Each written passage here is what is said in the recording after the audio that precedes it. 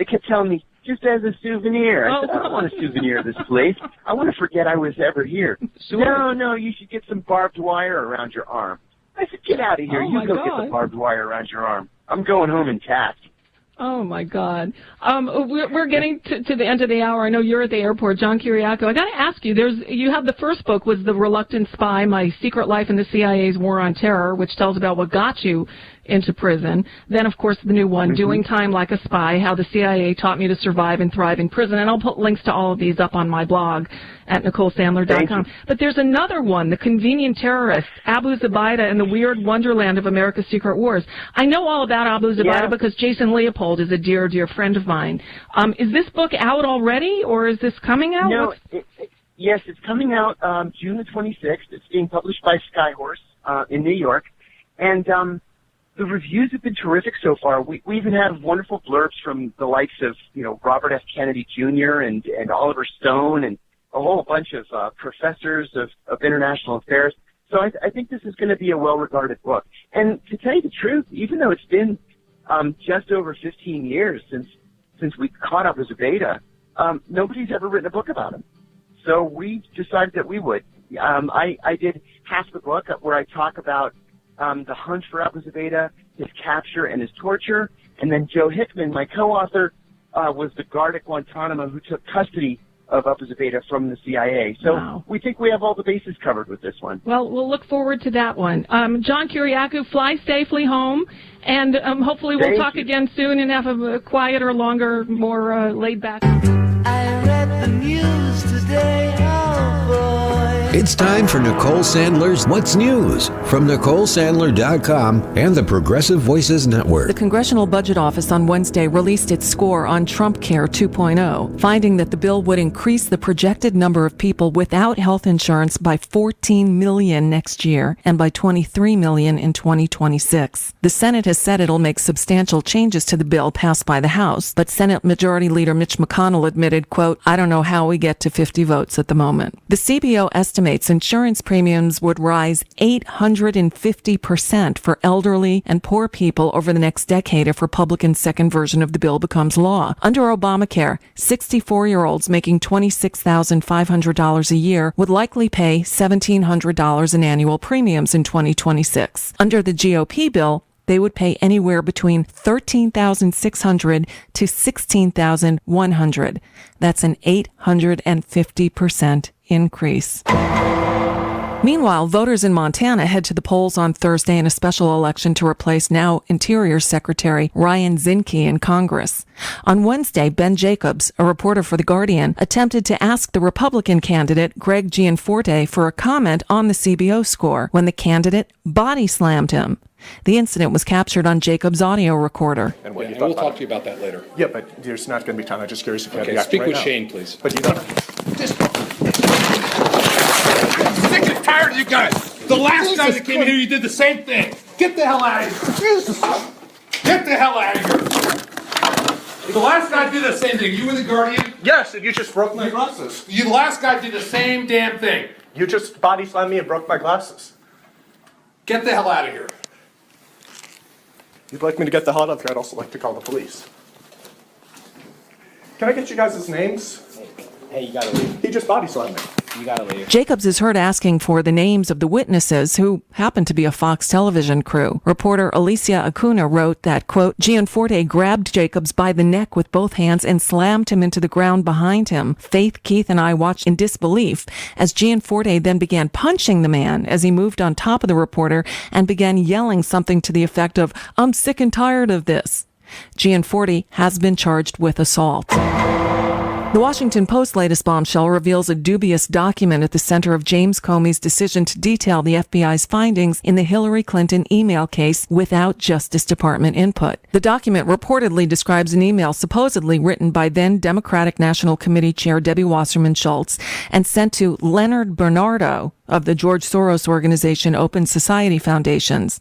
Schultz and Bernardo said they never were interviewed by the FBI and in fact do not know one another. But according to people familiar with the matter, by August, the FBI had come to the conclusion that there was nothing to substantiate the document's claims and may have been planted as a fake to confuse the FBI. Comey made his announcement in July. In other Russia-related intelligence news, CNN reports Justice Department officials are telling CNN that Attorney General Jeff Sessions did not disclose meetings he had last year with Russian officials when he applied for a security clearance. Now, this new information from the Justice Department is just the latest example of Sessions not listing contacts he had with Russian officials earlier this year. Now, earlier this year, he came under withering criticism from Democrats after it was revealed that he did not disclose the same contacts with the Russian ambassador Sergei Kislyak during his Senate confirmation hearings. Now, Sessions met with Kislyak at least 2 times last year, including at the Republican National Convention. And he did not note those interactions on this forum, which actually, requires him to list, quote, any contact he had or his family had with a, quote, foreign government or its representatives over the past 7 years. Now, Sessions' initial failure to disclose these same meetings led him to actually recuse himself from all matters related to the Russia investigation, though he has said he does not recall discussing campaign matters with meetings with Kislyak. When they meet today in Brussels at the NATO conference, British Prime Minister Theresa May said she'd have a few words with the U.S. president about his handling of classified info in the wake of the Manchester bombings. I will make clear to President Trump that intelligence that is shared between our law enforcement agencies must remain secure. Trump has asked for a complete review of leaks from U.S. government agencies and promised to get to the bottom of it. In his remarks at the opening of a 9/11 memorial at NATO headquarters, he admonished the other NATO nations for not shouldering more of the cost of defense. 23 of the 28 member nations are still not paying what they should be paying and what they are supposed to be paying for their defense. This is not fair to the people and taxpayers of the United States. And many of these nations owe massive amounts of money from past years and not paying in those past years.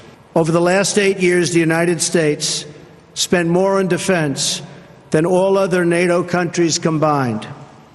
If all NATO members had spent just 2% of their GDP on defense last year, we would have had another $119 billion for our collective defense and for the financing of additional NATO reserves. That's today's look at What's News. I'm Nicole Sandler. If you appreciate these reports, I hope you'll consider making a contribution. What's News and The Nicole Sandler Show are 100% listener supported, and we depend on your help to keep going. Find out more at NicoleSandler.com/donate.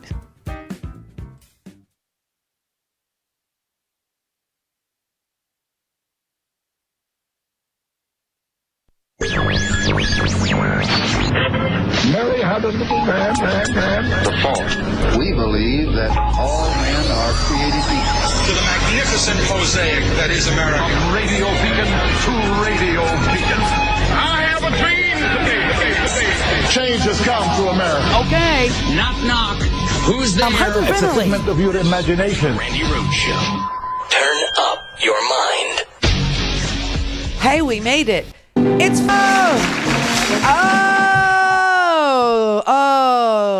that assaulter and chief over there in the Montana, he won. Montana, you get to send one person, just one from your entire state, one person from your whole state to the House of Representatives, and this is the best that you can do. Last night, I learned a lesson.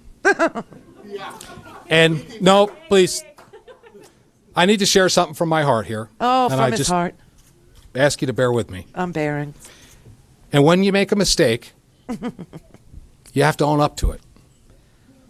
That's the Montana way. Amen, brother. Amen, brother. Last night I made a mistake. A mistake. It's called assault. I took an action that I can't take back, and I'm not proud of what happened. I should not have responded in the way that I did, and for that I'm sorry. And you're forgiven. Wait, she can't forgive him.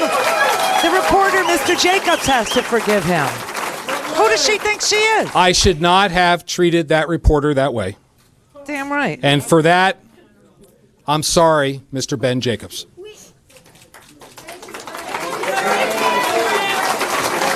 Oh, it's so beautiful. I'm moved. I also want to apologize for the Fox News team that was there. Oh, my God. And I'm sorry to each one of you that you had to say that this. we had to go through this. That's not the person that I am. It is, too. And it's not the way I'll lead in this state. It is, too. You could probably subdue people for Trump so he can grab them by the pee. This is what he could do. He said he modeled himself after Trump. Well, welcome to the abnormal, everybody. Welcome to the abnormal. Completely and utterly. You know, Montana, you now have a thug representing Montana.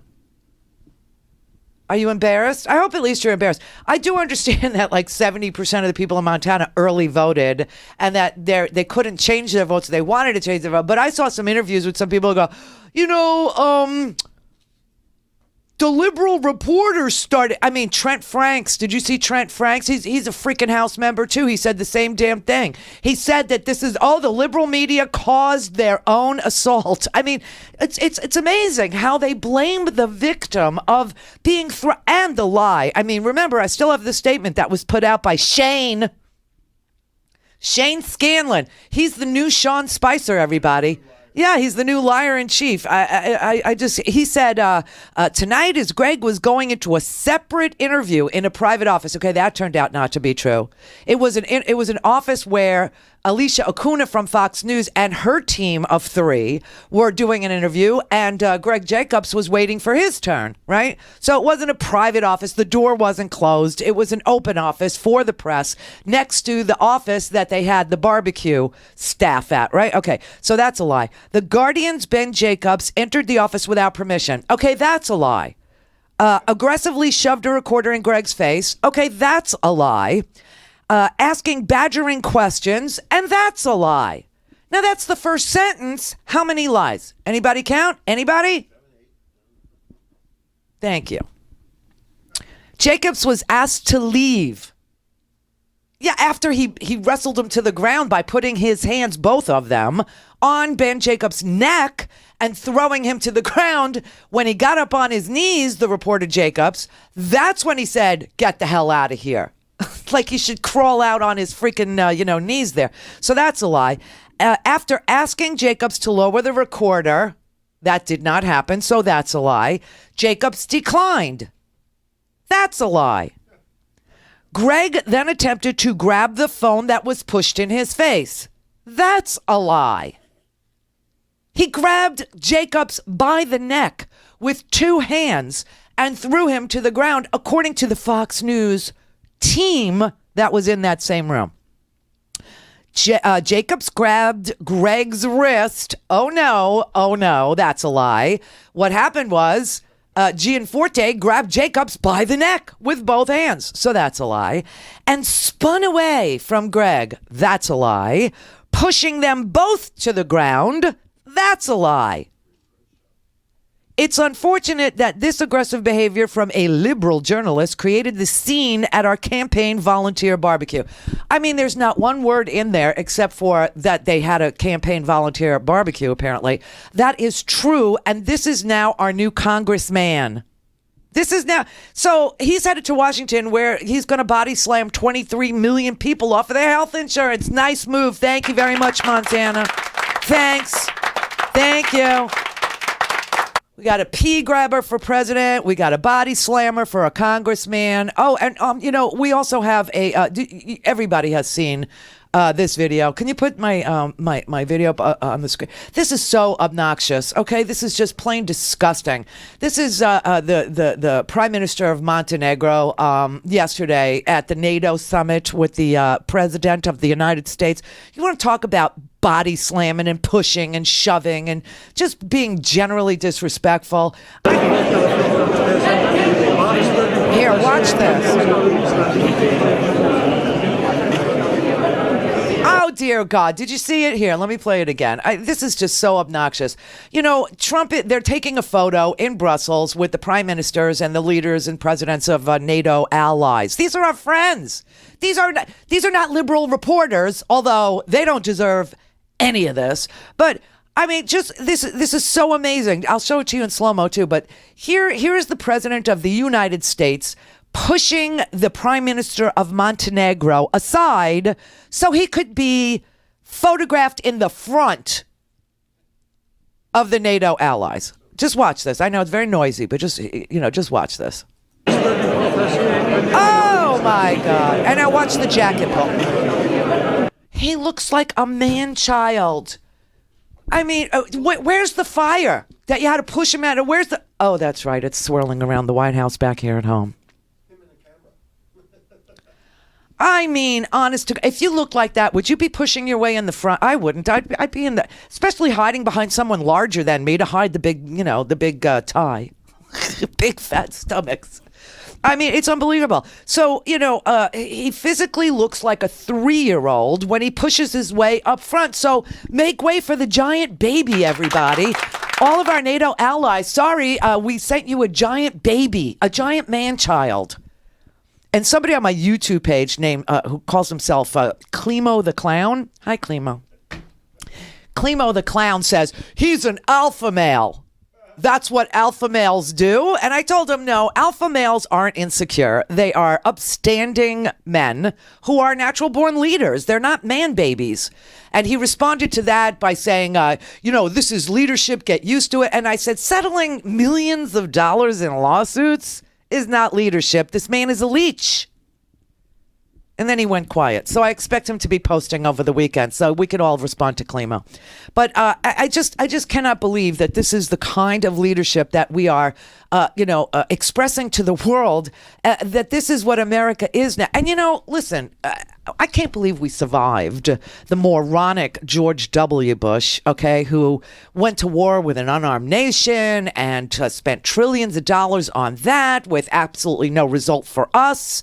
But, really did hand over Iraq to Iran, our natural enemy. I guess Russia was so pleased with the moronic nature of, Republican presidents that they decided Trump is our guy. He just, they are really, really stupid, these Republicans. They do really dumb stuff. They sacrifice their own young people's lives to give our ally, Iran, more land. They don't, they don't know what they're doing. So let's support another moron. And of course they did. And, now there's this big investigation into Jared. We'll talk about that in just a brief moment. But I just cannot believe that this is the president of the United States. And that, we survived W. The whole world thought we were crazy because we had W twice.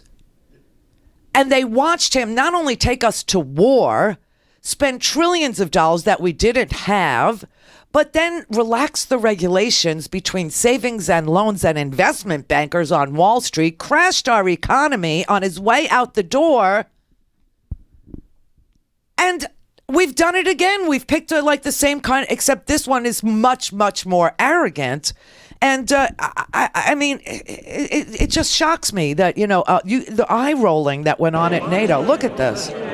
Look at this. Look at this. What a man-child bully, junior high school freaking... Ugh. Now, in Trump's defense, God help me, he probably doesn't know that there is a country called Montenegro. Or that it has a prime minister. He probably did not know who this person was. But I will say, if that was the worst thing that he ever did, if that was the worst thing that Trump did, we would probably be okay as a nation. But after shoving the prime minister of Montenegro, whose name I'm sure he doesn't know, he then shoved NATO off a cliff. And this is freaking frightening for me, I got to say. I mean, he humiliated us in front of the entire NATO alliance by, taking a moment where they were paying their respects, and we should have been honoring them because NATO's only invoked Article 5 one time, and that was after 9/11 on our behalf. On our behalf. And so they went to war with us, and I think that more than paid for itself.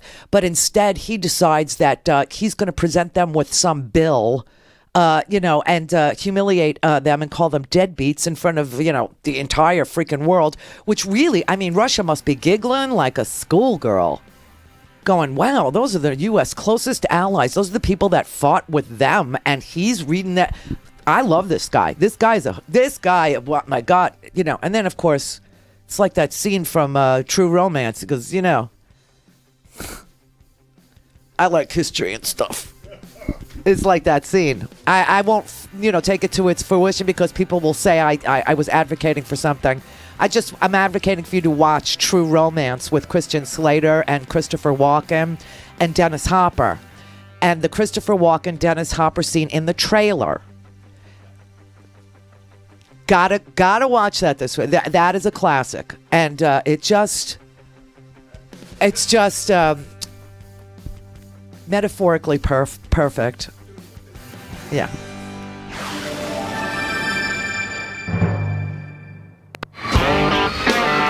For a commercial-free, on-demand, whenever, wherever listening experience, visit randyrhodes.com for your personal premium podcast today.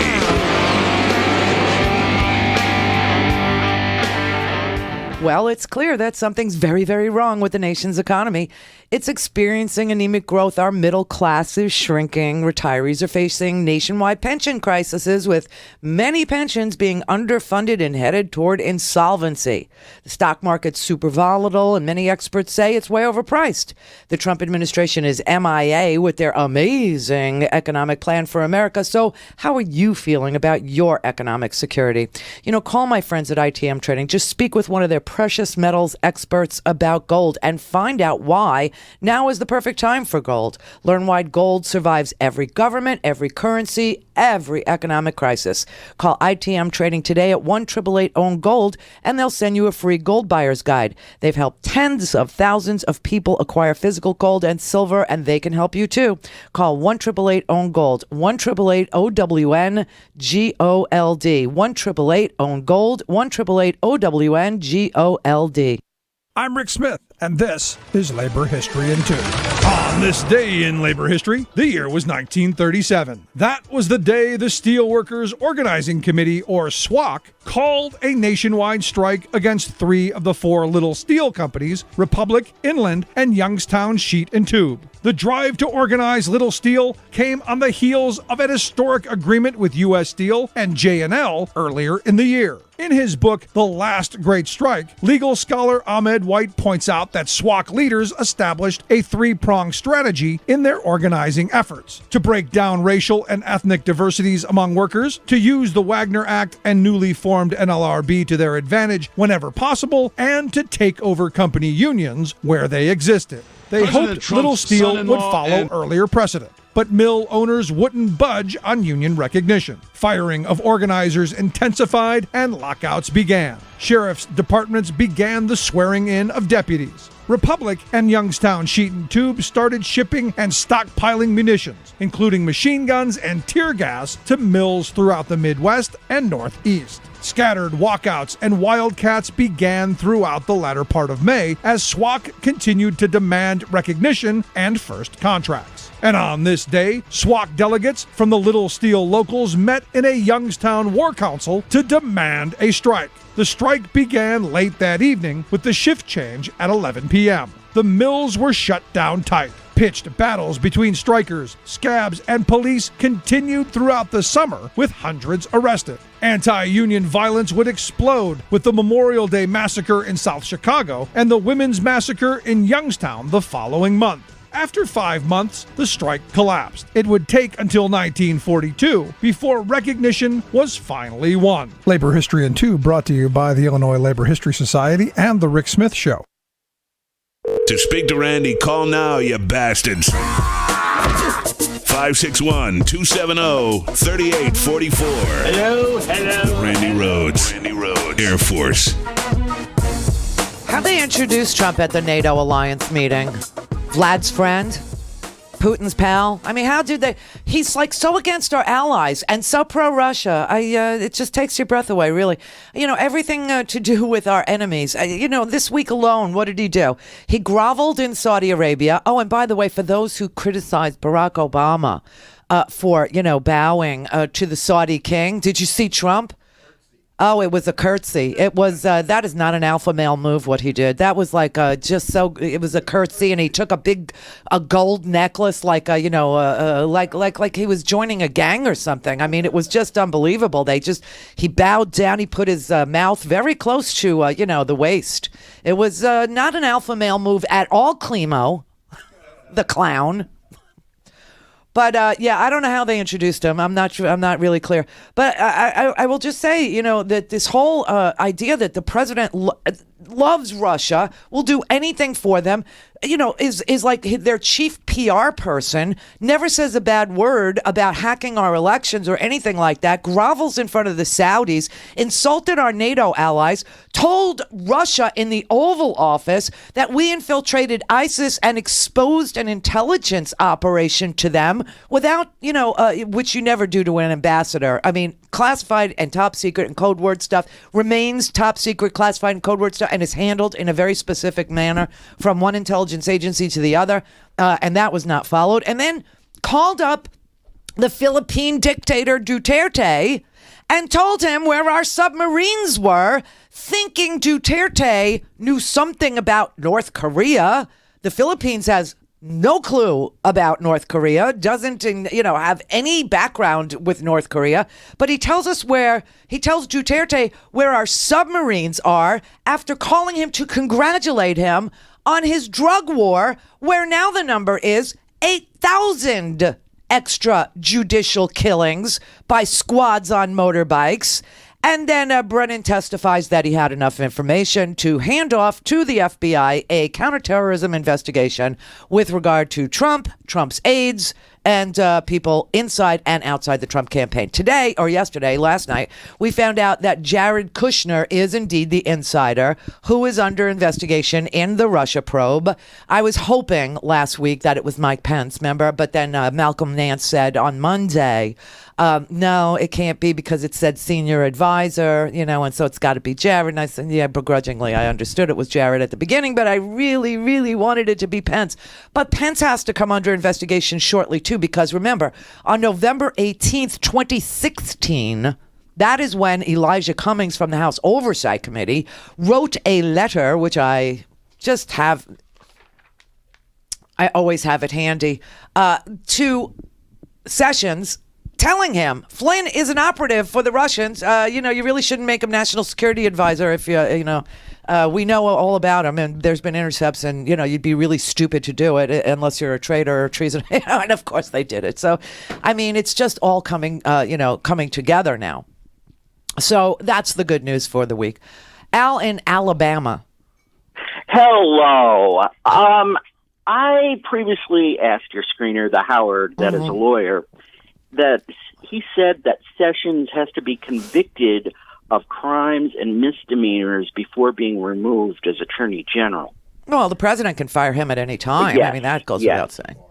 But I mean, he has to be removed for any significant move to be done against Trump, in my opinion. Well, he has committed a high crime or a misdemeanor by leaving out the meetings that he had with the Russians on his security clearance form. Okay, so there is that. But, of course, he's got an excuse. He says that the staffer that was doing it, of course, because they throw everybody under the bus, remember. So the staffer told him that the staffer said to Sessions, I called the FBI, and they said you didn't have to put that down on the piece of paper.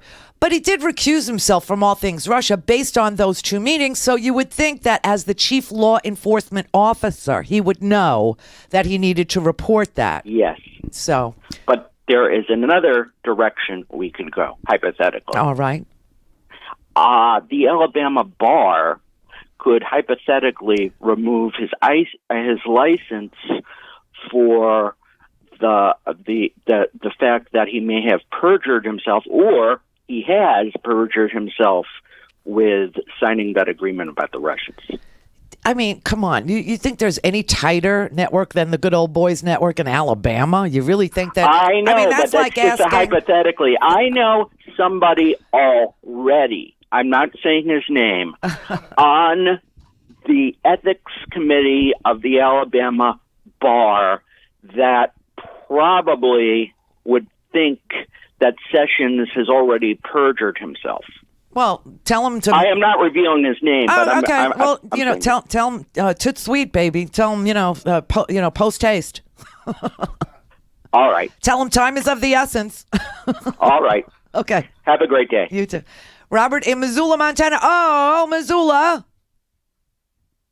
Randy, you've been a voice in the wilderness for a long time. I remember you from the old Air America days, and being a far left Jew here, it's always been a struggle. But none of this is a surprise.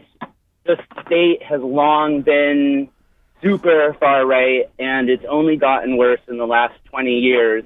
I live just south of where Stormfront and some of the alt-right just targeted some of my Jewish friends, including their children, since the election of Trump. They put these children's information on the internet. It's quite a big deal here. It was horrible. I know the rabbis up there. It's the right wing. The far right has been gathering here for the last 20 years. Stormfront is the largest neo-Nazi message board that there is in the United States, and they have been urging people to come here to the Pacific Northwest in general for 20 years. Dylan Roof refers to this in his manifesto.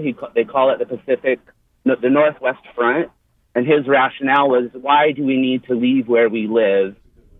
Because it's a kind of a movement. They're bringing people here to this area. I'm watching it happen in Portland, too, right now. A grand KKK wizard just moved there. But the main servers for Stormfront are out of Kalispell. And this has been going on for a while, Randy, but it's pretty cool. The Jewish community has really come together over it. We actually have Orthodox here who, because of what happened with Richard Spencer, who was one of the people that came here because of this call. So he wound up here in Whitefish, but the Orthodox have been using it to raise money, and they're buying sidurs that they're passing out to all the Jews that don't have sidurs here. So it's a challenging situation, but it's not a surprise.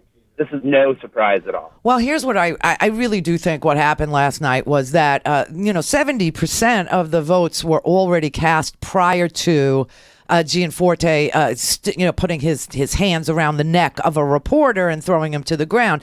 I know that there were a lot of phone calls to the Secretary of State's office, and a lot of people wanted to change their votes. So don't paint with a broad brush because there is, white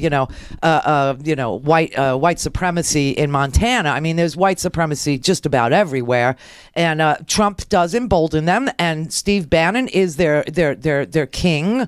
And the idea that they are being prospected and used by this con man, is well known. I mean, this is why he started his campaign off with, a racist diatribe, saying, Mexicans are rapists and they're drug dealers and they're this and they're that, and then attacking a Mexican judge from Indiana of all places, saying, oh, well, his grandparents or his parents came from Mexico. He can't, and then settled the lawsuit for $25 million. Okay, so, look, Trump is a con man, Bannon is a con man, and yes, they actually use these people's ignorance against them. And, but I was encouraged when I realized yesterday that, a whole bunch of people wanted to change their vote, but that you're not allowed to do that there. Yeah, I don't know. I'm still just not surprised. When I heard only 4,000 people showed up when Bernie came here, that told me a lot. Because when he came here earlier, there was way more people than that showed up for his for the rally that he had while he was running for president. So yeah, but that should tell you something. That should tell you something. That it did tell me something that there was less people. It told me a lot. No, not less people. I mean that there were. There was a really big turnout for him when he was running for president in Montana. Is really something. Yeah. Oh, it was huge. Yeah. It was huge. And I went to the rally in Spokane, too, and I actually got up behind Bernie. It was the thrill of my lifetime, but that one was huge, too. It was So remember that. Hang on to that and understand that there is that there, too, Don't let hate win, It's just... Oh, no. Right. No. So... No. Thank you. Thank you so much, Randy. You're welcome. Never give up. Never give up. Linda in the chat room. Hello, chat room. Hello. Hello. Hello. Hi, Randy. Hi, chat room. Hi. Hi. The reason I'm calling, and I'm going to make a little bit of a left turn from what you've been talking about. Okay. late yesterday in your show, I got a call from my state representative's office from the state assembly. Senate Bill 562 in the California Assembly, the Healthy California Act, which is a single-payer bill, is advancing through the Assembly. And I just wanted to get the word out and let them know that. They're going to be voting on it for the next step on June the 2nd. June 2nd? June 2nd. Okay, I know it passed the House, right? Not yet. It passed the appropriation. Oh, okay. Okay, so now it goes to the full House and then on to the Senate, or is it going to be something that happens in tandem?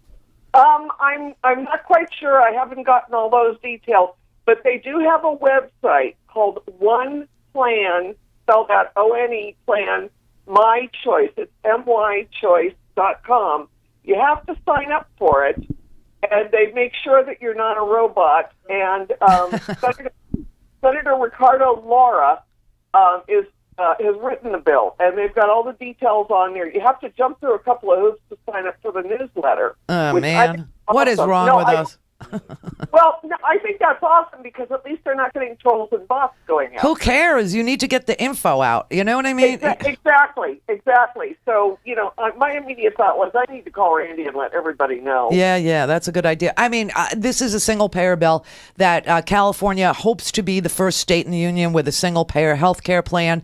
I think it's like the most brilliant thing. It will do wonders for your economy, which is already the 6th largest economy in the world. Right. And relieving, letting consumers have a single payer plan and freeing up $800 to $1,000 a month for them to spend elsewhere is such a smart thing for the California economy. It's such a win-win situation. And but you know what? It's crazy because if California does do this, a lot of people are going to move to California. Well, and I'm excited about it because I just got put onto SSDI in February, and I'm on Medi-Cal, which is the state version of Medicaid. Yeah. And so, my health care is obviously very much hanging in the balance. And I'm really excited about it because, I can't go anywhere or do anything. Yeah. Until this passes. And, they've got all the details up there. When you sign up for it, I had to answer a survey asking what my specific health care Oh, come on, Democrats. Cut the crap. Well, they want to honest to God, you know why Jared Kushner is being looked at? Jared Kushner is being looked at because the Russians hacked into the voter registration rolls, obviously. And all that data was given to a little company in San Antonio, Texas, that was then able to pinpoint likely Hillary voters with negative voter suppression ads. And they just fed it person by person into their Facebook feeds, okay? Person by person, individuals. They got IP address. Why in the world doesn't California just send out, a notice to every Californian saying, hey, we're looking at, passing a single payer in California. You for it or against it? If you're for it, this is what you do. And if you're, we got to fill out a survey, and then we got to put in a password, and then we got to download it, and then we got to send it to 4 friends, and then we have to make a donation. And oh, please, so stupid. Thank you. I am watching that, Bill. Believe me. Kerry in Dallas, Texas. How you doing, Miss Randy? How you doing, Kerry? How you doing? First of all, I'm a big fan of yours. I didn't know that. I am a huge fan of yours. I love your shirts. I love the design. I love the black. Mm-hmm. I love the way the white comes off the black. But you're gonna be mad at me because your boyfriend has a lot of warts. And I hate to tell you about all this warts on his face. My boyfriend Comey? Your boyfriend Comey. What happened to Comey? Well, first, because Comey got duped. No, he didn't. He said he knew. No, the news today was he knew it was fake. He knew that document wasn't real, but he just was shocked that there was such a document at all. Yeah, but then it kind of explains why he came out in July. No, he came. The story remains the same. Comey saw exactly what I said he saw. He saw the NYPD hand a computer to the New York Bureau of the FBI. No. I'm not talking about September and October. I'm talking about July. July was the plum. if he would just came out and said, hey, you know something, there's not enough evidence. We've never had one of these cases before, and it's not enough evidence. Good day, goodbye. He didn't have to say those crazy things. What are we talking about now? In July, when he came out with the first news conference and said Hillary Clinton was, what did he say? He said she was reckless. She was reckless to have the email server in her car and all this, I mean, in her house and stuff like that. Okay, so you disagree. Okay, and then what? And I'm just saying. And then, you know, all of the, except San Bernardino, isn't it crazy that all of the attacks that we had in 2015, 2016 in America, the FBI talked to all those terrorists, and then somehow they still were allowed to do that stuff? I don't understand what you're trying to tell me here. I'm telling you that I didn't want Comey to be fired because I know we needed him, but the FBI hasn't been the greatest since Comey's been in there. Okay, listen, it just hasn't been. And you just think about hasn't been. Okay, all right. Think about hold on. Listen, think about all of the terrorist attacks. All of the terrorists. What? It hasn't been a lot. It hasn't been a lot. Remember, the first one in Orlando, the FBI talked to that guy. The Sanara brothers, the FBI talked to him. They talked to him beforehand. What? Yeah, well, the same thing in Manchester. You know, he was on a list. He was on the list. The thing is that we live in democracies where you can't preemptively arrest somebody for their thoughts. I understand that, but if you you just can't do it.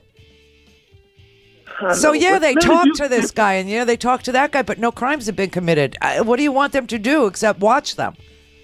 Watch them a little bit better, evidently. Listen, you can't arrest somebody until they've committed a crime. You just can't. I mean, there are plenty of women out there that wish that they could call the cops and say, my husband's drunk again. I know what he's going to do tonight, but you can't arrest him. The Randi Rhodes Air Force. The Randi Rhodes Show is live on RandiRhodes.com and the free Progressive Voices app for Android and iOS.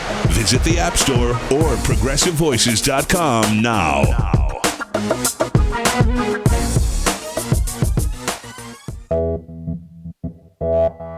You're listening to WIN, Workers Independent News, a diversified media enterprises production.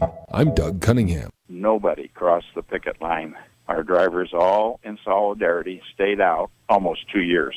She's been instructed to put these people back to work, and there'll be a trial that's pending. Teamsters Local 572 Secretary-Treasurer Rick Middleton. He's talking about a worker victory at Star Fisheries in San Pedro, California. A federal district judge ordered the striking workers reinstated to their jobs. An NLRB trial will follow to make the striking workers whole for what they lost due to the violations of labor law at Star Fisheries. A union-busting attempt against the 33 Teamsters drivers led to a strike in 2015. Middleton says when time came for a new labor contract, company owner Jolene DiMaggio declared that she would no longer have a union at Star Fisheries. And we had conversation that she doesn't get the choice on that. It's the members who say whether there's a union here or not. And she then hired attorneys, and they instructed her, well, you have to sit down and negotiate. So we started that process, and in that process, we learned very quickly that they were not going to negotiate a contract. They said, we're taking away the health and welfare, we're taking away the pension, we are only going to give you a 2-year contract, and you're only going to get 35 cents. The workers went on strike. One irony is that DiMaggio's late husband earned a Teamster's pension before he became a company owner, and she benefits from it. Middleton says the court order to reinstate the striking workers demonstrates the staying power of a union and the power of worker solidarity. The big thing is the solidarity our members kept. They all kept together. We kept having meetings with them, informing them where we're at each step of the process, and it works. They said, you told us it was going to work, Rick, and we believe you. I said, well, guys, the only way you know it's going to work is we stuck together, and they did. The Youngstown Education Association is mobilizing to defend public education in the face of an Ohio law putting a CEO in charge of public schools. The law takes away the power of elected school boards to run the schools when the local schools are labeled failing. Teachers can be fired, union contracts thrown out, and schools can be closed and replaced with charter schools. Enormous power over local public education in the hands of one executive, and it's part of a nationwide effort backed by billionaires to attack teachers' unions and destroy and undermine public education. YEA President Larry Ellis. It's the nationwide attack on both public unions and on public education. You are in danger of losing your public schools in Youngstown. And so if you rally the community and get their support, they're the voters, they're the ones that are going to be able to hopefully make enough noise to make a difference, that the legislators see that, wait a minute, something's wrong here, or something's not right. You've been listening to WIN, Workers Independent News. For more information, visit laborradio.org. Hi, we're back. And everything is possible again. Isn't it beautiful? Well, if you want to keep it this way, buy a stinking podcast. Oh, yes, you have to buy a stinking podcast. And you get that at randyrhodes.com, where we're open all day, all night long. randyrhodes.com. Get your stinking podcast. The Randi Rhodes Show is brought to you by our partners at ITM Trading. Call them at 1-888-OWN-GOLD and ask for a free gold kit. 1-888-OWN-GOLD. Call in, connect. To speak to Randi, call 561-270-3844. 561-270-3844. Trusted advisor. He's very good at politics. Now a focus of the FBI's investigation into Russia's meddling in the 2016 election. Officials tell CNN the Bureau is looking into a range of topics related to Kushner, a key campaign strategy, meetings held with Russian officials, and his relationship with now ousted National Security Advisor Michael Flynn. There's no indication Kushner is currently a target of the probe and no allegation of wrongdoing. Of central interest, a data analytics operation supervised by Kushner that the Trump campaign used to micro-target voters in states that were critical to the president's victory. That's the important part, this data mining thing. You know, I have this old article. It's a flashback article that will tell you that half of the voter registration, half of the states in the United States, half of their voter registration rolls, there was an attempted hack into half of the states. I mean, that is just stunning. They were very successful in Pennsylvania, they were successful in Wisconsin, and they were successful in Michigan. And by that, I mean the Russians. And then all of a sudden, this little tiny company, teeny tiny company in San Antonio, takes over the digital marketing for the Trump campaign, and they can now target 220 million Americans, each one individually by virtue of whether they're likely Hillary voters or not likely Hillary voters in Wisconsin, Michigan, and Pennsylvania especially, and suppress the votes. Look, the campaign admitted last year that they had 3 major voter suppression operations in the works, okay, that they were doing 3 major, and look, 1, 2, 3 states. There you go. Wisconsin, Michigan, Pennsylvania. I mean, this is why they're looking into Jared. Jared, said, oh, well, he was some sort of a digital guru. No, they took stolen information, fed it to this little company in San Antonio that went from, I don't know what their revenues were, but it was like less than $1 million, much less than $1 million, a digital marketing company, that builds websites and pretends they have some strategic marketing plan for you. And really all they want to do is, bill you to build a new website. And then all of a sudden they have $90 million in revenue, flowing into their company, this little time where no one would look. No one would ever think to look. Jared Kushner says he was on the phone with Peter Thiel from PayPal. You want to know? Everybody go, why don't you use PayPal? I just don't. But Peter Thiel from PayPal, and then all of a sudden they have all this information, and this little company in San Antonio who was probably referred so that as a place that nobody would even look. They're running this massive, massive digital operation with Jared Kushner as the supervisor of it. Jared Kushner, really? The secretary of everything? All of a sudden he's a digital guru too? This is so stinky. This whole thing is so, I mean, they are looking into possible financial crimes. Hello. The reason why the Trump administration exists is because of financial crimes and ego gratification. But Jared Kushner is now the Trump insider who is under investigation in the Russia probe. And everybody kept saying they don't know where it's leading. They don't know where it's leading. There's only one place that Jared Kushner leads to, and that's Donald Trump. That's the only place. Why Kushner? Because he does everything in the Trump administration. And they do a lot of shady things. You do the math. Alex in Brighton, Michigan. Hey, Randy. Hi. I just want to add this to the top of the health care thing. Yeah. I come from Michigan.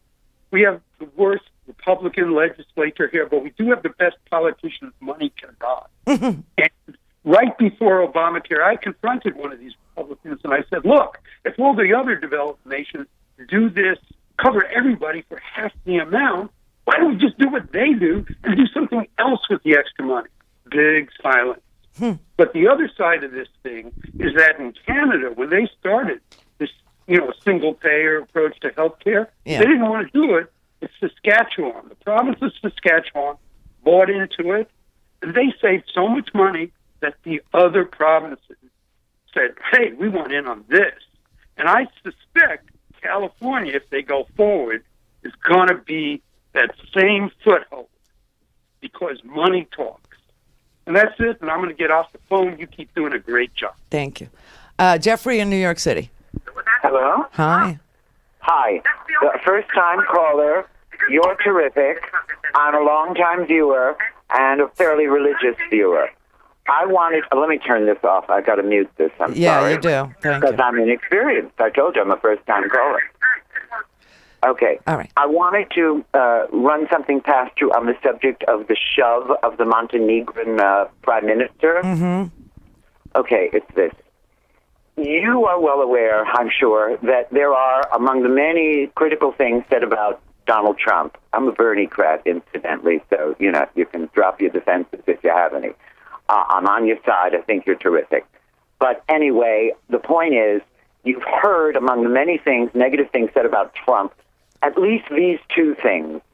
One is that he is an extraordinary narcissist. Everybody knows that. Everybody hears that. It's ça se voit. Everybody sees that. Yes.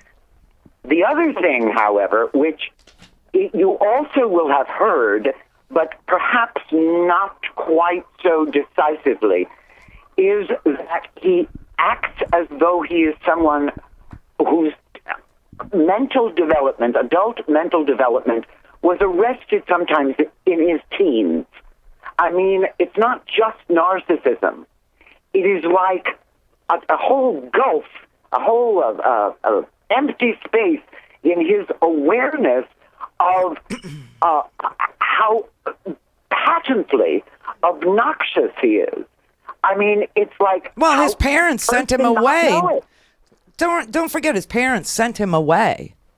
Yeah. So that'll do it. But I'm not... whatever was the specific mechanics of causing it, the fact remains this guy has not had a normal adult mental development, in my view, and I think probably in other people's view as well.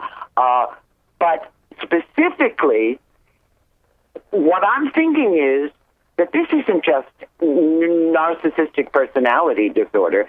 This is narcissistic personality disorder with a very strong admixture of Asperger's.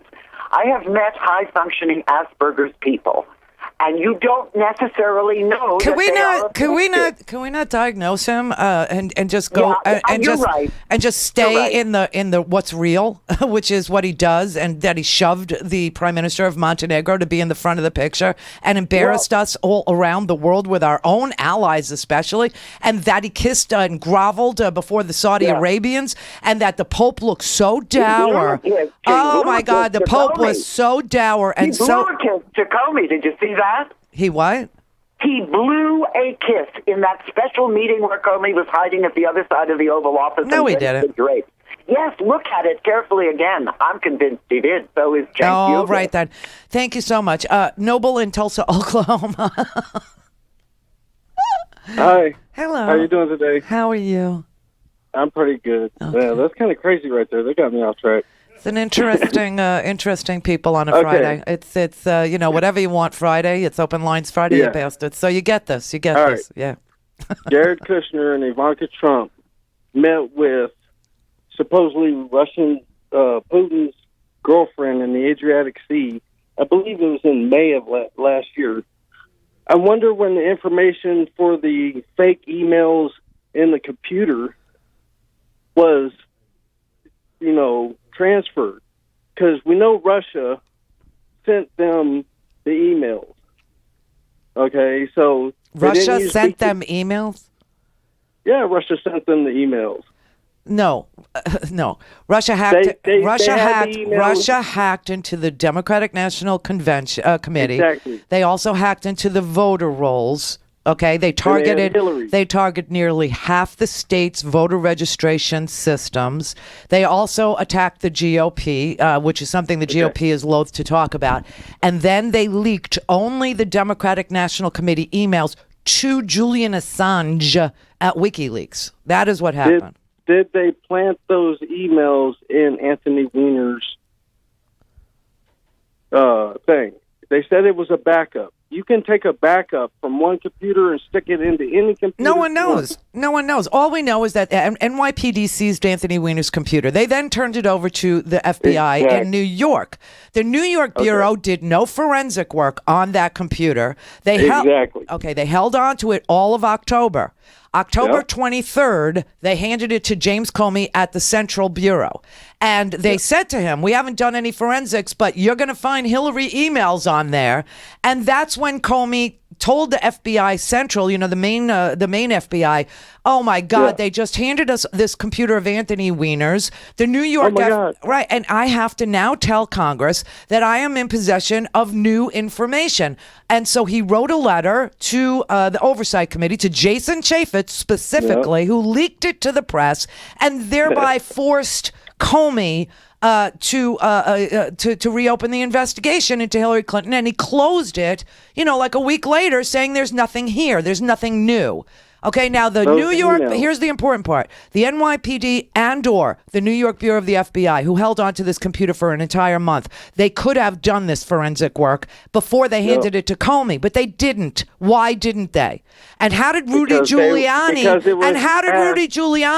and James Kallstrom, the former New York bureau chief, how did they all know about it? These are the things that are piquing the FBI's antennas now. This is what Comey is investigating in the counterintelligence investigation.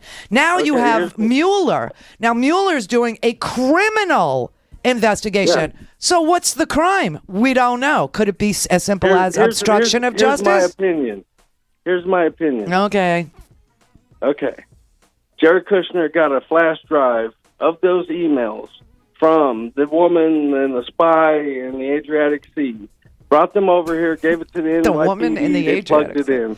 I'm going to write a book called The Woman in the Adriatic Sea and subtitle it A Flash Drive. Listen, who the hell knows? My boyfriend knows. Or my boyfriend's trying to find out. This is the key part of this entire investigation. It has to do, believe it or not, with Anthony Weiner's computer, the NYPD, Rudy Giuliani, James Kallstrom, the New York Bureau of the FBI, and the Russians. That is where it started. This is what they're looking into. And now the criminal investigation that Mueller is doing, criminal. It could be as simple as obstruction of justice, but we don't know. It could be criminal money laundering too.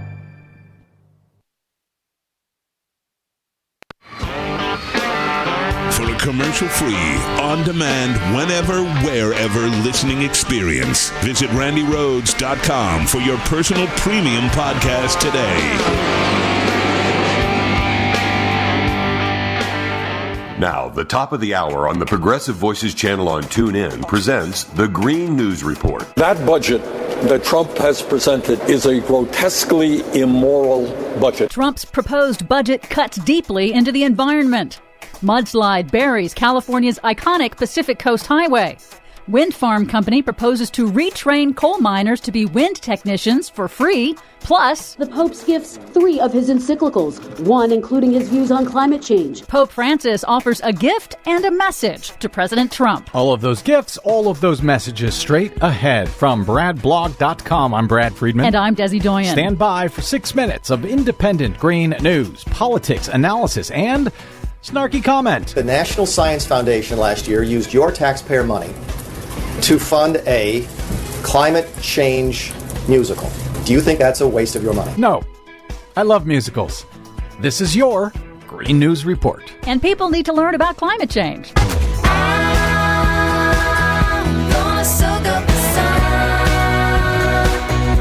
Okay, Desi Doyen, you have been digging into Donald Trump's proposed budget. We've been speaking about how terrible it would be for the environment, but you have found it is even worse than that. Yes, more details are emerging. It cuts everything non-military deeply to finance increased defense spending and a massive tax cut for the wealthiest Americans. In addition to the 30% cut to the budget of the Environmental Protection Agency, the Trump administration proposes pushing more environmental responsibilities onto the states, but then also cuts grants to the states by nearly half for everything from upgrading water infrastructure to toxic waste cleanup. The Great Lakes Protection Fund, which cleans up the drinking water supply for more than 20 million people, would be completely eliminated. That would leave the task solely to states like Ohio, which is already struggling with chronic toxic algae blooms in Lake Erie that have shut down water intakes for the city of Toledo's water supply. The National Park Service, which generates billions in tourism dollars in the states, would be cut by more than 80%. And despite Environmental Protection Agency Administrator Scott Pruitt's recent promises to refocus the EPA's mission on Superfund site cleanups, Trump cuts the Superfund program by 25%. Because, of course, he does. But that's just what you say. Scott Pruitt, head of the EPA, said this on Fox News. The past administration talked a lot. This administration's actually taking steps to do things to clean up the environment. That was before the budget proposal came out. Oh, so he was lying to Fox News. Yeah. I'm sure they'll be very upset about it. The Washington Post reports the Trump administration is also drafting plans to sell off and privatize public assets like bridges, airports, and even highway rest stops, and encourage the states to do so as well, and also accelerate the environmental permitting process for new infrastructure like pipelines. Well, those highway rest stops are just there to keep people safe on the road so they have a place to rest. They're not making anybody any money. That needs to be fixed, Desi Doyen. Independent Senator Bernie Sanders of Vermont on MSNBC called the entire budget proposal immoral and pledged to fight it in the Senate. Environmental programs will be decimated in this country. It is an outrageous budget. It is a budget that the American people do not want.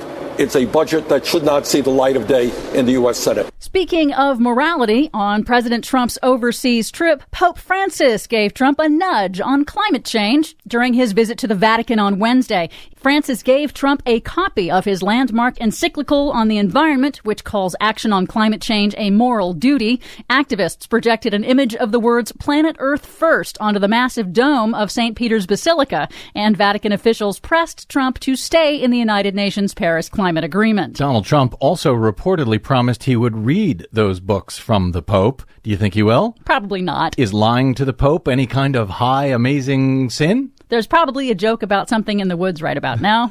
Here in the U.S., the Justice Department sued automaker Fiat Chrysler this week, alleging the company installed secret software to cheat U.S. emissions tests, very similar to the Volkswagen emissions cheating scandal last year. Fiat Chrysler could be liable for up to $4.5 billion in fines for fraud and illegal pollution from its Jeep Grand Cherokees and Ram diesel pickup trucks sold since 2014.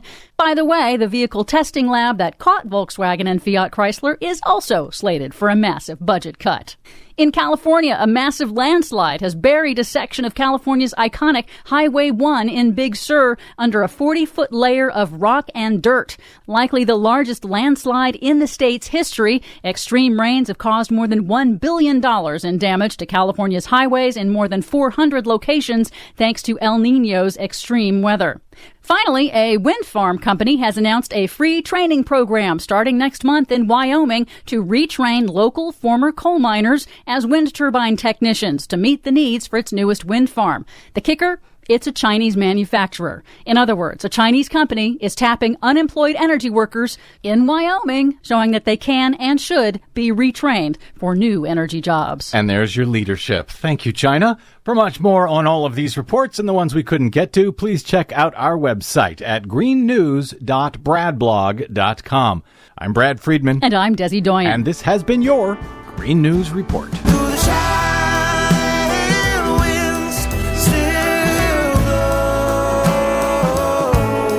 I'm dying to know how you've been. This has been the Green News Report on the top of the hour on the Progressive Voices channel on TuneIn.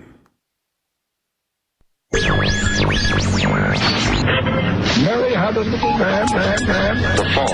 We believe that all men are created equal. To the magnificent mosaic that is America. From radio beacon to radio beacon. I have a dream today.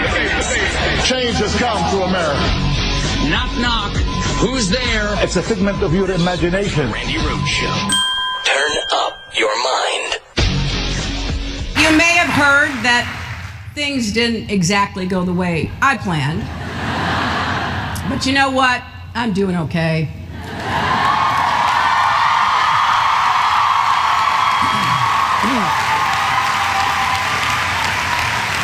I've gotten to spend time with my family, especially my amazing grandchildren. I was going to give the entire commencement speech about them, but was talked out of it. Long walks in the woods. Organizing my closets, right? I won't lie, Chardonnay helped a little too. But here's what helped most of all. Remembering who I am, where I come from, and what I believe. Now, if any of you are nervous about what you'll be walking into when you leave the campus, I know that feeling. I do remember my commencement. We didn't trust government, authority figures, or really anyone over 30. In large part thanks to years of heavy casualties and dishonest official statements about Vietnam, and deep differences over civil rights and poverty here at home. We were asking urgent questions about whether women, people of color, religious minorities, immigrants would ever be treated with dignity and respect. And by the way, we were furious about the past presidential election of a man whose presidency would eventually end in disgrace with his impeachment for obstruction of justice. After firing the person running the investigation into him at the Department of Justice, you are graduating at a time when there is a full-fledged assault on truth and reason. Just log on. Just log on to social media for 10 seconds. It will hit you right in the face. People denying science, drumming up rampant fear about undocumented immigrants, Muslims, minorities, the poor, turning neighbor against neighbor and sowing division at a time when we desperately need unity. Some are even denying things we see with our own eyes, like the size of crowds.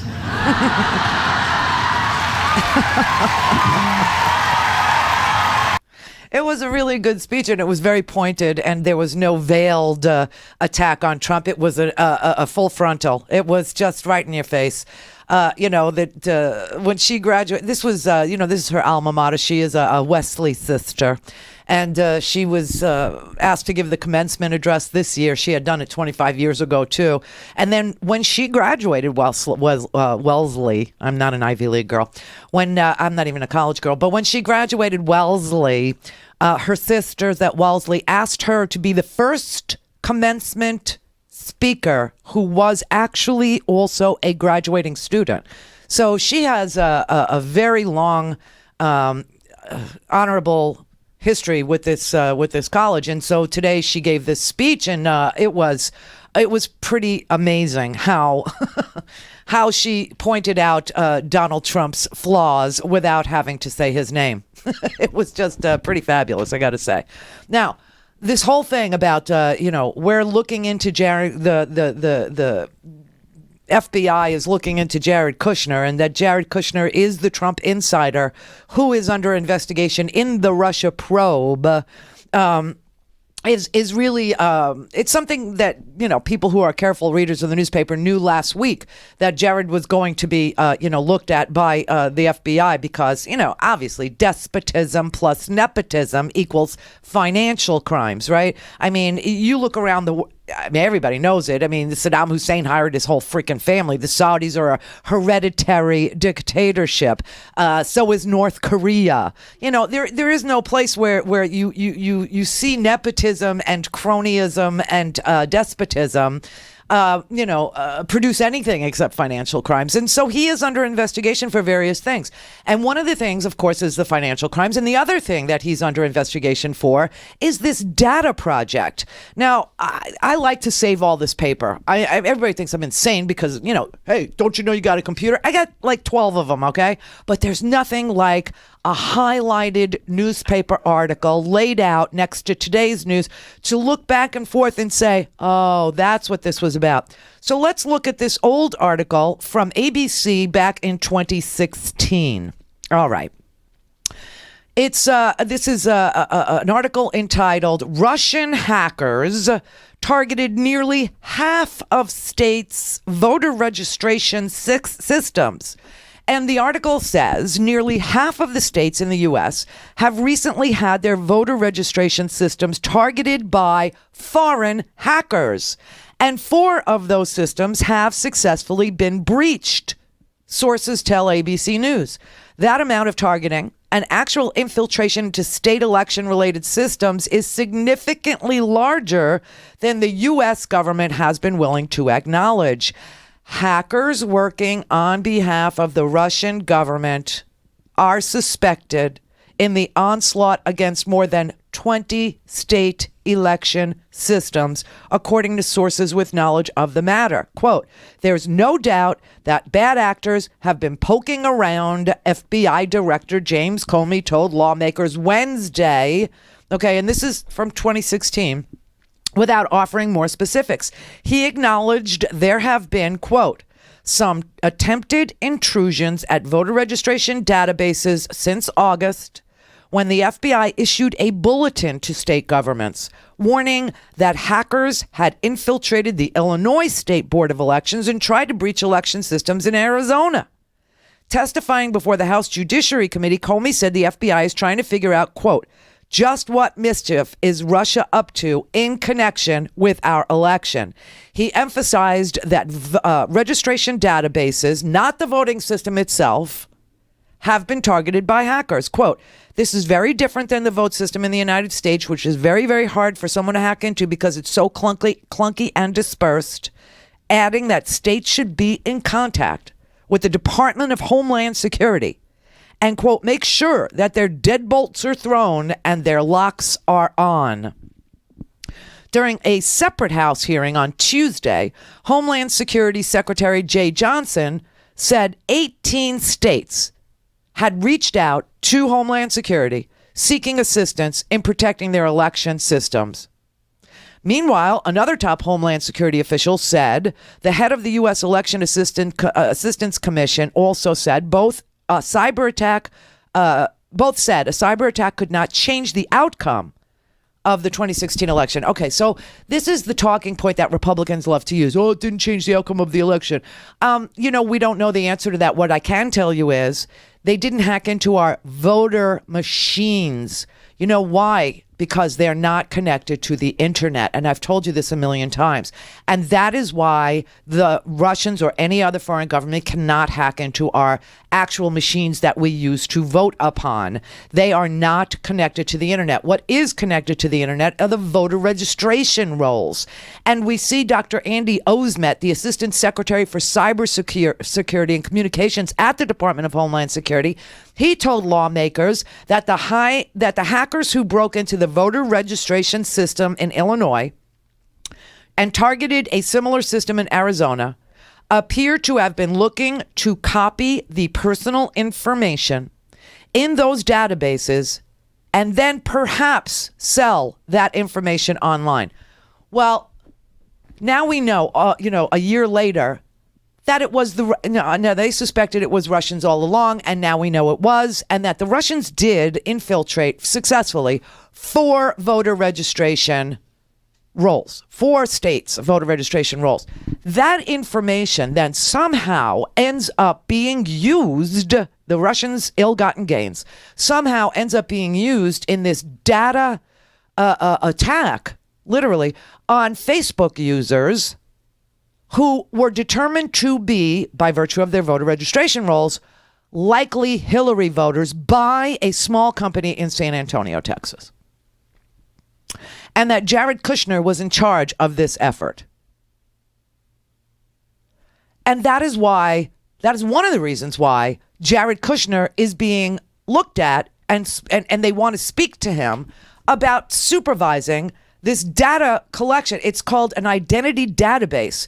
And they used Facebook ads to win the election. That came out in an article a year later.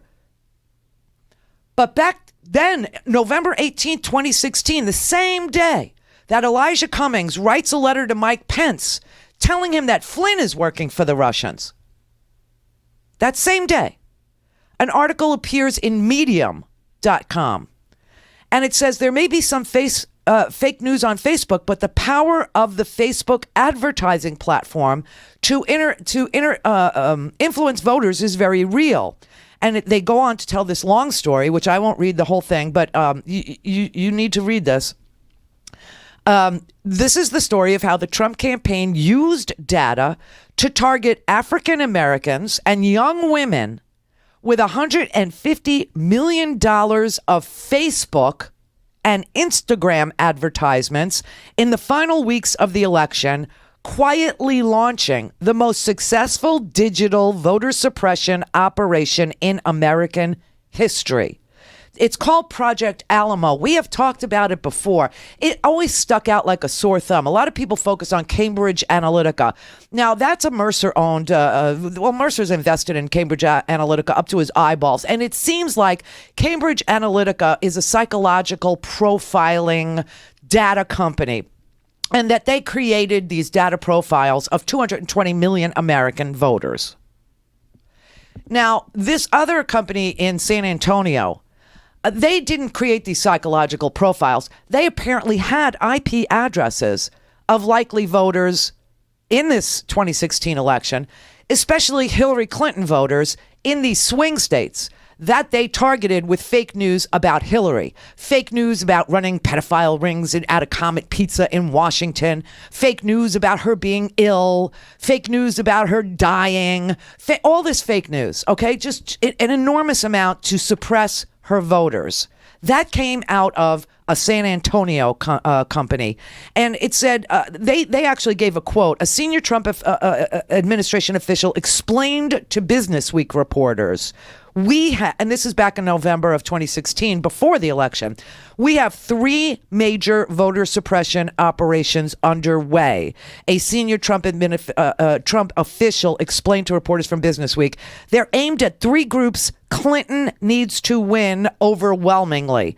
Idealistic white liberals, that would be me, young women, and African Americans, deep in my heart.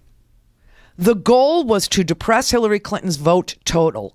They said this, quote, "We know because we've modeled this," the senior Trump official said, quote, "it will dramatically affect her ability to turn these people out." For example, we've talked about this too. the digital team in San Antonio that had 100 employees, just like the trolls in St. Petersburg. There were 100 employees sitting in St. Petersburg, Russia, targeting these voters too. How they got the information, that's the question. That's the $64 million question. But this little company had it too. Are you okay? You are? I'm watching him like pass out. Yeah. So they created this South Park animation. It's like a South Park style animation of Hillary Clinton.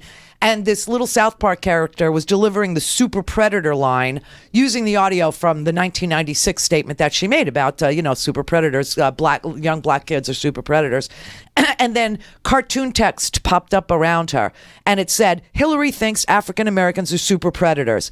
And then the animated super predator political ad was delivered to people who were identified by virtue of their IP addresses and their profiles and their voter registration as being African Americans. And they targeted them via Facebook, and it's called dark posts. Dark posts were non-public paid posts shown only to Facebook users that this digital team chose on behalf of Donald Trump. Now, Facebook has always refused to release a copy of this animated Hillary thinks African Americans are super predators ad. They won't release any of the negative presidential political ads that it ran.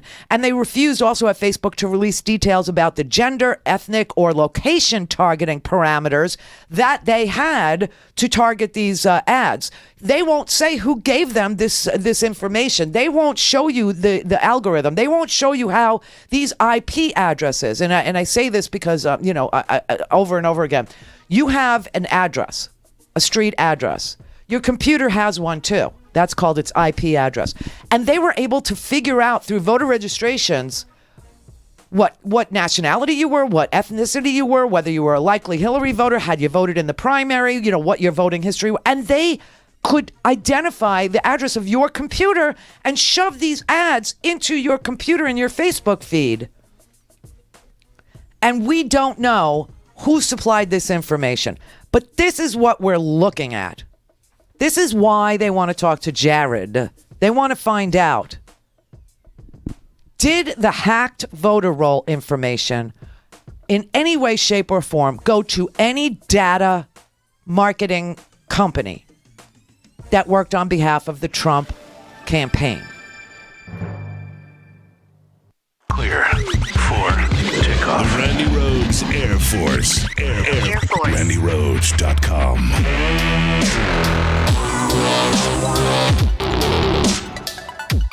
I love Herky Jerky because it's big protein, big flavor, big packs, and teeny tiny carbs. And that's why jerky is my favorite snack, but you cannot get the best stuff at the gas station. You have to order it online from herkyjerky.com, the best purveyors of jerky I have ever found. Herky Jerky is the official snack of the Randi Rhodes Air Force, and it comes in elk and buffalo, beef, and bacon. Oh yes, bacon, hot, mild, 14 other incredible flavors. And for the month of May, $6 off any order of $60 or more. Just use promo code SPRING. Free shipping as always when you order 2 packs or more. Try the venison, the beef, the buffalo, the bacon, the elk. Try the sticks. Try the slabs. Beef, elk, venison, bacon sticks. The most amazing thing you have ever had. The sticks have the right bite to them. The flavor is amazing, delicious, and fresh every time. And $6 off your order of 60 or more. Visit herkyjerky.com right now. herkyjerky.com. My first paid acting role was on stage in the world premiere of Angry Fags by Topher Payne. Isn't that a great title? Welcome to She Persisted from the Progressive Voices Network. I'm Melissa Carter. Scared, humbled, excited, proud, and relieved best describe the experience. But there are several lessons that I learned from being a thespian. First, be comfortable with your body. One element of theater that was not explained to me beforehand is that you all change in front of each other in a tiny space. There is not time to run to a private bathroom every time you have to switch into the next outfit. Concentrating on insecurities during a performance would interfere with the role, and it serves no purpose. So don't worry about what you can't change. Just wear good underwear. Second, don't just learn your own lines. My biggest fear was, how can I possibly learn so many lines? The advice I was given was to concentrate on learning the story, and the lines would come. The repetition of rehearsal after rehearsal takes care of teaching you the lines. But if you only learn your lines, you have done your fellow cast members a disservice. There is a trust among actors that only comes when they know they are acting with someone who has their back and can Just getting in a reaction if someone misses a line or a cue. Third, there is always tomorrow night. When completed, Angry Fags was performed 18 times in front of an audience, and in that duration, actors have been sick, hurt, tired, minstrel, and hungover. Some nights were better than others, but when someone stumbled, we reminded each other that there was always tomorrow night to take another swing. Fourth, the funniest moments happen backstage. You have to spend time together auditioning, doing table reads, blocking, rehearsing lines, and training for fight scenes. And time spent in the spotlight isn't the most important part. It's the relationships you build backstage that truly make you who you are. Several people have asked me if I would ever act again. Topher all but dragged me into this role, but after all I learned, the answer is, of course, yes. This has been She Persisted from the Progressive Voices Network. I'm Melissa Carter. We did it, you bastards! We're live! And it only took 2 years! Okay. All right. So we're back, we're live, and you're there, and we're here, and ain't that great? Now let me just tell you that if you want to listen whenever and wherever you'd like to listen, just go to randyrhodes.com, click on podcasts and swag, and get your podcast commercial-free, on demand, on any device. randyrhodes.com. Open all day, every day. All things Randy at randyrhodes.com. Go for launch. Speaking truth to power, The Randy Rhodes Show.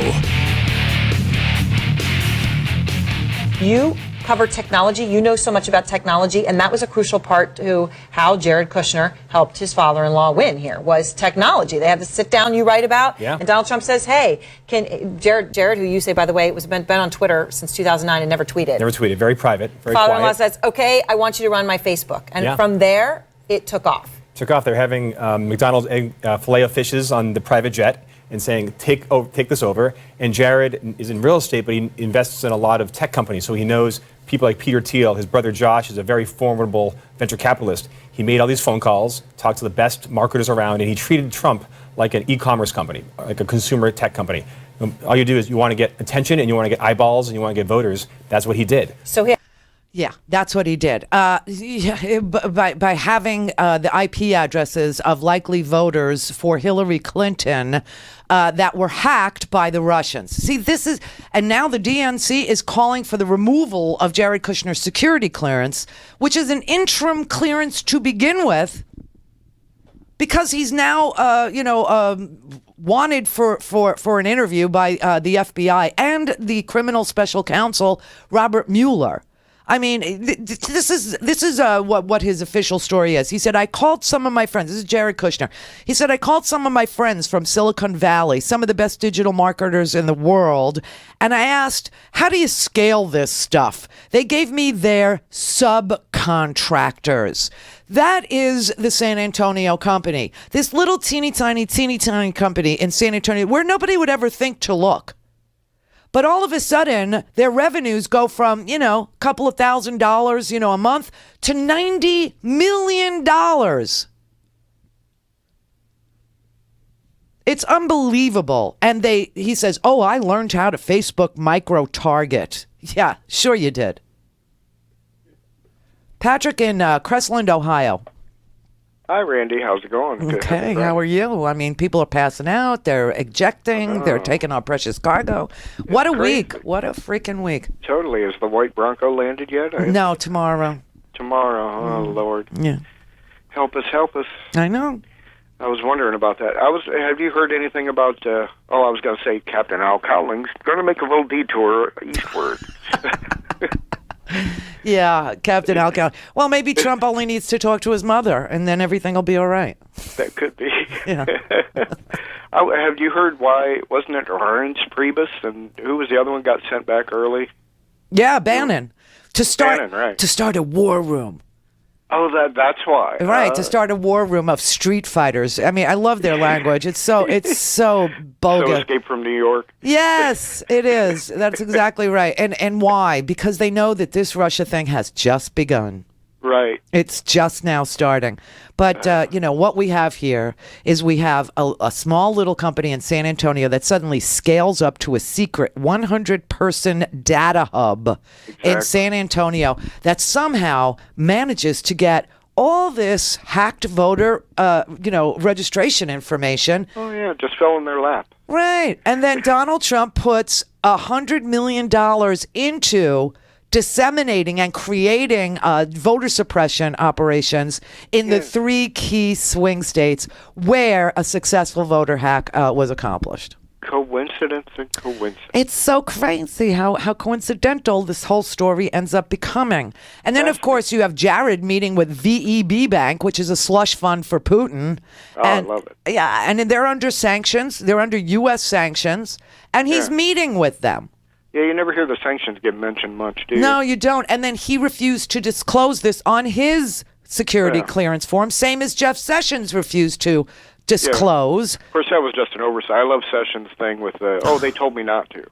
Or some staffer. Yeah, some staffer. He is now the chief law enforcement officer for the United States of America, but he had to rely on a staffer to find out what you need to disclose to get a White House security clearance. Yeah, and that of would course, fly for but any one of us, right? Yeah, but doesn't that put a complete lie to the idea that Flynn didn't need special clearance to serve in the White House, that his security clearance prior that was given by the DNI in 2016 was good enough? That's true. Yeah. Right, because Sessions needed special clearance to work at the White House. So, of course, it is a different kind of clearance, and they lied to you about that. Yeah, of course. So, yeah. Good going. Mm-hmm. I always wonder on the voting issue, how they there's like a body that certifies whether you have a free and fair election, like in other countries. Yes. Have they ever applied that to ours, and just to see what happened? Well, I think Jimmy Carter was talking about it after the 2000 election, but I don't think we did. Yeah, that does sound familiar. Mm-hmm. Yeah. I think so. I think so. But I will tell you, there is good news on some of the fronts with regard to gerrymandering and voting suppression and all that. The Supreme Court just knocked down the voter maps in North Carolina, the gerrymandering that went on there, saying it was purely racial. And so, we're making incremental progress. Yeah, that's how it happens. Mm-hmm. That's how it happens. It does. We're slow. Sometimes. We're very slow. Well, have a good weekend. Thank you. Let's hope they don't turn east before they come back tomorrow. So Thank you. My spider sense isn't tingling. I got some Spidey cream, and that cleared that up a little bit. Oh, good. Okay. Glad you got that under control. Yeah. But I'm still concerned. Well, what's that? I was just going to say this tea tree oil seems to wipe out everything, and then and there's black seed oil that seems to cure everything but cancer. So delightful. Yeah. All right. Have a good weekend. BASP. Okay. Thanks. Shannon in Chicago. I'm laughing at your tea tree oil. Happy Friday, and first of all, congratulations again on being cancer-free. Thank you. It doesn't, I hope 10 years from now we're having the same conversation and saying congratulations again. So, you only have to go 5 years, and then it's like you never had it, apparently. Right. Just like a Trump presidency. Yes, it's very similar. Yes, it is. But the Trump presidency, I will say, is malignant. It is necrotic. It is a oozing, pussing gravy sore at this point. There were articles this week we didn't even get to. Some of them were just so amazing, where the White House itself is leaking. The people around him are talking to the press. You understand? Trump is the leaker in chief. I mean, he told Duterte about our submarines. He told the Russians that we infiltrated ISIS with an Israeli. But the people around Trump are actually talking to the press, and they're saying he looks more and more like a complete moron. That was one of my favorite ones. And another one was, this White House is in total meltdown. I like that one, too. Well, promise me one thing that you will never say, leaker in chief again. Because that picture... I'm going to need another cocktail after that. Well, it's like I said, he's an oozing, pussy gravy sore. He is a necrotic, dead portion of our political body, and he's he's in the nodes. We have to purge. The United States. I mean, I don't want to say radiation because, frankly, he's the guy to do it.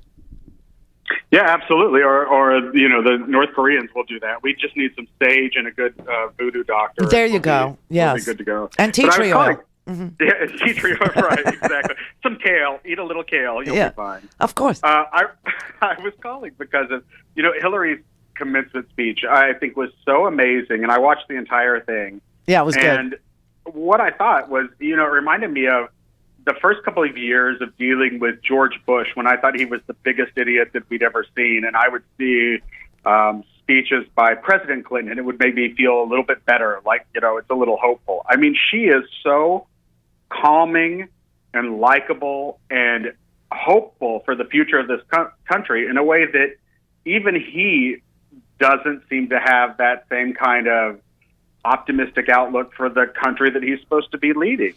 And it's interesting because I was sitting there thinking, I wonder how many people got up and walked out of her speech before she started speaking, like they did at Mike Pence. Because if there'd been if one person even had to get up to go to the bathroom or get some popcorn or anything, it would have been all over the news. Yeah. But no, she held that audience. I mean, there's no question. She held that audience, and they were with her the entire way through. It was about 42 minutes long. It wasn't particularly long, but it was really it wasn't a veiled thing. It was very in your face. She was obviously talking about Trump. She was obviously talking about fake news. She was obviously talking about what she understands has happened. And it's too bad that they didn't understand this. Oh, my. Are you in a high crime area in Chicago? Well, I'm in Chicago. I know. It's a hellhole. Exactly. I mean, as long as I hear the sirens, I know that people are working. I'm fine with that. So. Yeah, well, Trump calls every place a hell. He was just in Brussels. That's where NATO is. Well, he probably... But he had called... Not only did he call your town a hellhole, he called Brussels a hellhole. I can only imagine that when he got to the Vatican, he was really surprised that it was less opulent than his own toilet and his own plane and his own house. Yeah, well, it's and not. Probably thought that was a hellhole. Yeah, well, it's not. Have you ever been?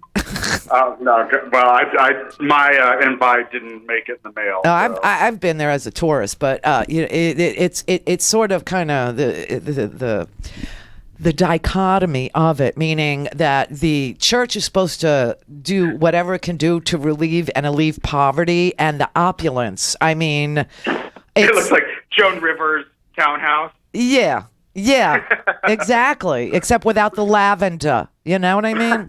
Right. Yeah, it's really over the top. I mean, you got Michelangelo's and Raphael's and, tapestries that are like a mile long and gold gilt over here, and it's 24. It's really over the top, the Vatican. You know what? Here's what you should look for, though. He might be jealous a little bit of the striped uniforms that the guards at the Vatican wear, and so you might see that. You might see that around the White House. Well, I told poor Howard the first time I saw that photo of all of them together, Corpse Bride and Trump and the Pope. Yeah. The very first thing I thought was, he looks like a little kid who is just crop dusted, and the first two people to smell it were the Pope and melanoma, and he's just laughing like, I just let one rip. Oh, and they took the photo. The photo has been photoshopped by a lot of people as a meme now, and I have one on my Facebook page that I love. It looks like a scene from The Shining. It's really good. So whoever did that, you never know who the real artist was who spent the time to do it. But I put it up on my Facebook page. It's so freaking good. Like it's sort of a mashup of the Addams Family and The Shining. It's just it's well, good.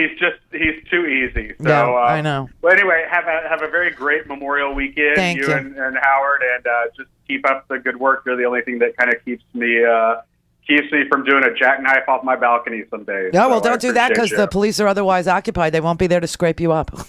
Yeah, exactly. Yeah. All right, thanks. Have a great weekend. You too. Chris in Los Angeles. Hi, Randy. How are you? I'm good. How are you? I'm good. I'm back in Los Angeles from Conan. Sucks. But oh well. of my problems. I just wanted to say the picture of Trump going to the head of the line. If you Google Mussolini's facial expression used to be that very similar push down, push the chest out, put your chin in, and look big. It's stunning how identical it is. He's so small. He is such a teeny tiny man. I mean, he's just such a baby. He's such a child. He's such a juvenile. And, you know, I mean, there's something so wrong with all of his behavior toward every human being, including our allies, including women, including, Howard Stern interviews. I mean, the guy is he's a child. Yeah, absolutely. Well, my other thing is religion and politics, and these you played a clip of that lady yesterday, and after a question she answers with Jesus. I'm so sick and tired of religion and these people with their whitewash that you can screw over millions of people. You know, I read the Bible a few times, and I know a couple of key things. Judge not, lest ye be judged.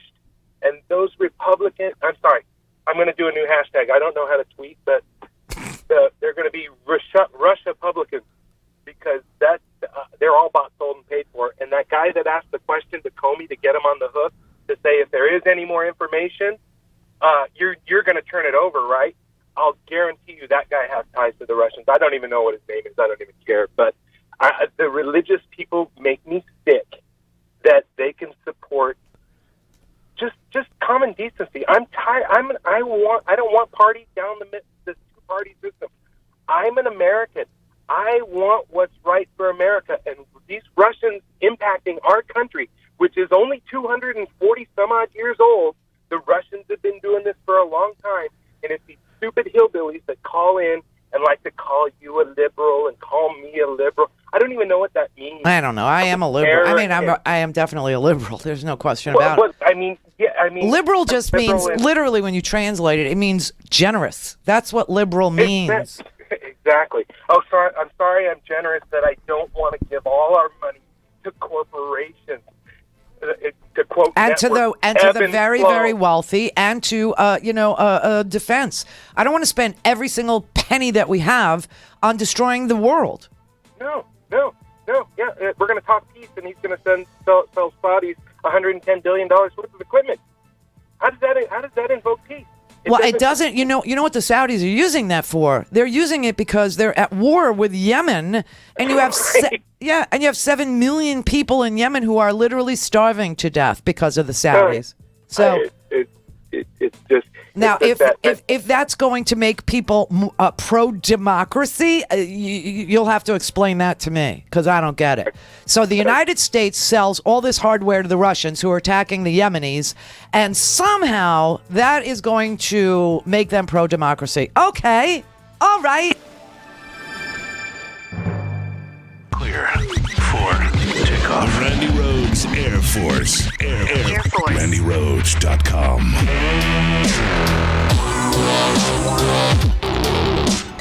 Well, new economic numbers are out, and the Trump administration saw the worst economic growth in the last 3 years. And the really scary part is, who knows where the economy is going from here? That's why it is the perfect time to buy gold. Call ITM Trading now and speak to a precious metals consultant and ask for a free gold kit. Just say you're a Randi Rhodes listener and you'll get a complimentary copy of their newsletter. This issue examines 3 troubling economic problems that the Trump administration must solve or risk sending the U.S. economy into a full-blown recession or even worse. The newsletter also examines how you can benefit from these current economic conditions and how to take the right steps to protect yourself. ITM Trading has a long history of publishing original material that breaks down the complex financial system, enabling you to make informed financial decisions. You will love this information. Call my friends at ITM Trading today at 1-888-OWN-GOLD and ask for a free gold kit and get the complimentary newsletter. 1-888-OWN-GOLD. 1-888-OWN-GOLD.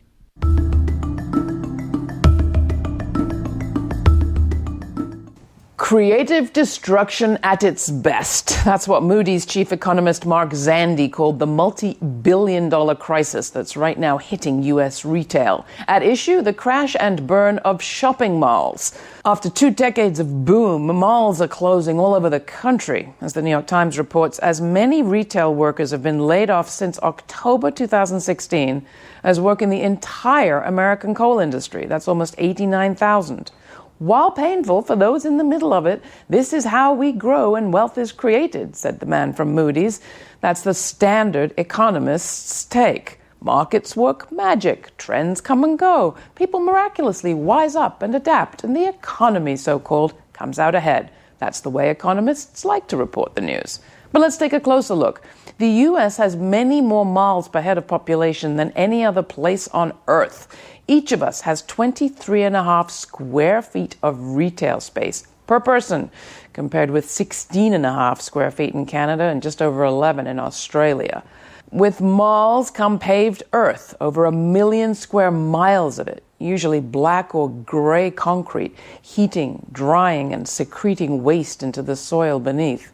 Shut an anchor store in a mall, as Sears and Macy's and JCPenney have done in the hundreds recently, and typically the whole mall empties out, leaving masses of out-of-work people, mostly with skills like stocking and clerking that are increasingly automated and, in any case, not available where they live, and leaving whole swaths of the landscape sweating under impervious macadam. The paving leads to water runoff, more frequent flooding, increased acidity, you name it. Is change like this painful for those in the middle of it? You bet it is. But those human and environmental costs don't have to be just the way things are. Pain may be inevitable, but suffering like this is political. 89,000 miners have built enough power to make their layoffs costly, not just to them personally, but to society. Retail workers are disproportionately female, of color, immigrant, and older or young. When it comes to this particular pain, in other words, the people in the middle of it aren't the most powerful. Do we actually, in this country, leave change to the market by getting government out of it? No, we don't leave business owners to bear the cost of all that dislocation, retraining, and pollution. We, the people, cover those so-called external costs, just as our taxes usually pay for the roads, electrification, and sewers that make it possible to build the malls in the first place. We've decided those costs, just like the cleanup, won't be borne by private corporations, but by the public corpus, us. Do things have to be this way? You tell me. The rest of the world's not facing the same mass of defunct zombie malls because, frankly, their governments made different decisions. Zombie malls are our problem, along with zombie economics. I'm Laura. You can write to me, laura@lauraflanders.com, and tell me what you think. You can also sign up for our free podcast and find all the archives of this program at our website. That's lauraflanders.com. And thanks. To speak to Randy, call now, you bastards. 561-270-3844. Hello. Randi Rhodes Air Force. Oh, man. All right. Brother David. Into the woods, it's always when you think at last you're through, and then into the woods we go again to bring back our republic. Oh, sister, what a week. What a week it's been. It's been pure hell. It's been pure hell. It has been, and I've only been able because working for the man in the belly of the beast, and don't get me started about how they're feeling about things. I sort of was able to follow, but I mean, it started with the horror in Manchester. Then there was what y'all went through with the staffer down on Tuesday. Then we had World Wrestling Federation behavior from a House of Representatives candidate in a special election. And then yesterday, the little orange boy just whooshed through, just passed an equal on the world stage, in terms of his rank. And it's like the bullies are out in force, and I keep saying to myself, this is the sunlight that is, the best disinfectant. I don't know any other way to look at it. Well, you know what you left out of your little week's recap? That Sean Spicer Obviously we've given him 1,000,006 chances to redeem himself, And then there's that. to repent, right? To repent and save his soul. And he refuses. So, obviously he's been placed in a special little ninth circle of hell that's reserved just for liars.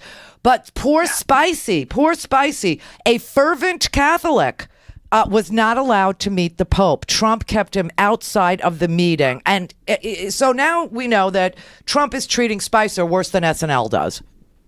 Exactly. That's amazing. I had forgotten about that, but it's true. And guess who he brought in to meet the Pope? I'm afraid to ask. Well, Jared. Yes. Because Jared probably wanted to ask the Pope, how do you hide a large art collection, when you're filling out financial disclosure forms. So he brought Jared in to ask that question and left Spicy out. Poor Spicy. Oh, my God. Yeah, I had forgotten about that. Traveled all the way to Italy. Yes, hi, chat room. Keep the retweeting and following at Randi Rhodes, because we're going to get to 45,000? Yeah, we made it to 44. I need to go to 45. I really do. I've set it's doable, a personal Randy, I'm telling you. Well, I won't be here on Monday, so maybe we'll get to 45 when I'm not here. It's so funny. It's all right? It takes is one day down, okay, and everybody's like, where'd she go? Where'd she go? Oh, here's a check, and we're gonna buy 12 podcasts, and I'm gonna subscribe to YouTube, and dude, yeah. So Monday I'll be off. I'll probably raise more money. There you go. My best to you and the Howard and the Loretta, and have as safe and wonderful a Memorial Day as possible. You too. Love always. Thank you. Mwah. Bye. Reggie in Decatur, Georgia. How you doing, Randy? Hey, Reg. Friday. Happy Friday to you. Happy Friday, you bastard. Yes. Yes. You too, Randy. Well, I would just like to bring up the Montana thing, if I may, Randy. Oh, it's crazy. Yes, it is, because you had two people like us, such as both Tucker Carlson and Dana Loesch, who was on his show last night, by the way, saying that reporters like or such as Ben Jacobs deserve exactly what they got and what was coming to them. I saw that. Yes, and let me ask you a question. Mm-hmm. Correct me if I'm wrong, and if I am wrong, let alone mistaken, aren't those two people whose names I just mentioned to you part of the mainstream media, even though one does radio and the other one does television? Yes. I mean, what would happen if either or both of them were physically assaulted, violently assaulted in the exact similar manner as Ben Jacobs was? Oh, please. And they've been doing this since the beginning. Remember, Corey Lewandowski grabbed, a Newsmax, I think it was a Newsmax or a Breitbart girl or something like this, and denied it, even though it was on the videotape. Everybody could see that he grabbed this girl. And then Trump with the old man, that 78-year-old that just sucker punched, an African-American who dared to go to a Trump rally to see, whether or not he could vote for Trump. I mean, and Trump standing on I'll pay the legal bills. Look, these are people that incite violence. And inciting violence, for me, is not free speech. And the idea that you keep seeing this over and over again, and when I see sitting Congress members like Trent Franks say, oh, well, this reporter, he brought it on himself. Really? You ask a question about the Congressional Budget Office score of a health care bill, and that's an aggressive question. Not only aggressive, but it's deserving of being thrown on the ground. Mm-hmm. I mean, what world do these people live in? A fantasy world. Yeah, they do. Bubble. And like you said, inciting riots, threats, and violence, especially over the airways, is not only wrong, but it's illegal. It is illegal. I mean, there are lots of things I know I cannot say. There are lots of things, and everybody who is a professional understands what those things are. And a lot of callers understand it, too, because, quite frankly, I know what everybody's thinking. I think it, too. My mother says it every freaking day, and yet we can't say it. We just can't, because it's illegal to say. But everybody thinks the same damn thing. Right. And they're the only ones that actually blame the victim.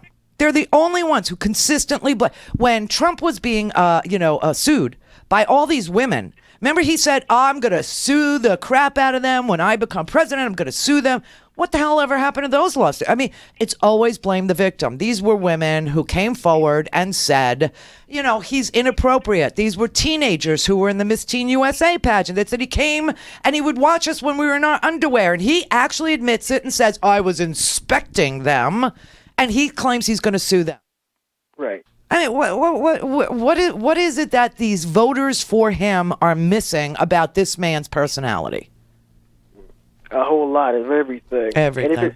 And if it happened, had this been a conservative reporter that this happened to, all hell would have broken loose, right, Randy? Yes, Absolutely. You know, don't you dare mess a hair on Dana Loesch's head. Never, ever. Or an Ann Coulter. I mean, you can actually refuse a speaking engagement with an Ann Coulter and somehow there's something wrong with you. But, you know, you could beat up a reporter from The Guardian and everybody's good with it. Yeah, that's wrong. That's just plain wrong. It's illegal. You can't punch people, and that's why he was charged with assault. So now we have a congressman, a Republican one, who's going to be seated in the House of Representatives while he has to appear in court on June 7th for an assault charge on a reporter. What kind of people would you know, what kind of government is that? I mean, we're like South Korea. You ever see the South Korean legislature? I mean, they beat each other up because they're tiny, tiny little people. William in Barstow. Hello, Randy, my true Scottish. How you doing today? Hello, how are you? I'm doing absolutely marvelous, absolutely marvelous. One quick question. Mm-hmm. I thought it was a little strange that just a week or two after that they made that raid on that PR company in Maryland that was supposed to be doing data stuff and so forth, all of a sudden now they have Jared Kushner and they're looking at him the same way. That's interesting. Yeah, yes, that's very interesting. Yeah, you know, I don't know if it actually you know, it might make sense, but I don't know if there's anything actually to that. But it just seems interesting. So now, wait, this Republican data analytics company in Maryland was working for. I thought it was Manafort. I thought it was one of Manafort's No. stuff. They were doing PR stuff on behalf of. Yeah, Cuccinelli, Ken Cuccinelli. Yeah, they were doing work for Ken Cuccinelli. The Attorney General of Maryland. That's who got raided. The way it got reported was that they were raiding that office on behalf of Ken Cuccinelli, who felt that he got stiffed by them or something. But God only knows. But God only knows what they found in those computers. That is an interesting point. Did not connect that dot. Thank you. Oh, that's all right. That's quite all right. No worries. I just thought it was an interesting point. It is. I haven't spoken to you in a while. I know. I know you got a lot of other lovely people on the line for you. So I'm just going to say have a great weekend. So very glad you're cancer free. You get some good rest now. You hear, hon? I will. Charlotte in Portland, Oregon. Oh, Charlotte? Yes, ma'am. I just had about three things to say, but one, I just read yesterday on the internet where Trump said he was going to eliminate the Russian sanctions while the Russian investigation is going on. So I presume, I don't know if he has the full power to just do it, but he's going to try and go behind the scenes and do it, apparently. Well, what I heard to be completely accurate was he hadn't decided. Oh, well, I read, so maybe, I don't know, maybe you're right. But anyway, I read that he was. Yes, but it's the internets you're reading. You have to be very careful with what you read on the internets. Yeah, yeah. And I thought it was Occupy Democrats, but I might be wrong. Because I do check and see who I'm reading. But anyway, then another thing that I think there should be sheer absolute outrage about American citizens thrown around by Turkish bodyguards. Yeah. And you do not even see it or hear it on the news. No, it is interesting that we have an American president who hosted a dictator from Turkey who just expanded all his powers, and that Trump was supporting Erdogan in, as he was, jailing journalists, et cetera, and expanding his powers. And then this guy is invited over here, which is bizarre. Okay, but he's invited over here, and while he's here, he's at his embassy and he watches his thugs beat up Americans who are protesting him in front of the Turkish embassy, and the president says nothing. Absolutely. He doesn't say, hey, take your hands off my Americans? Yes.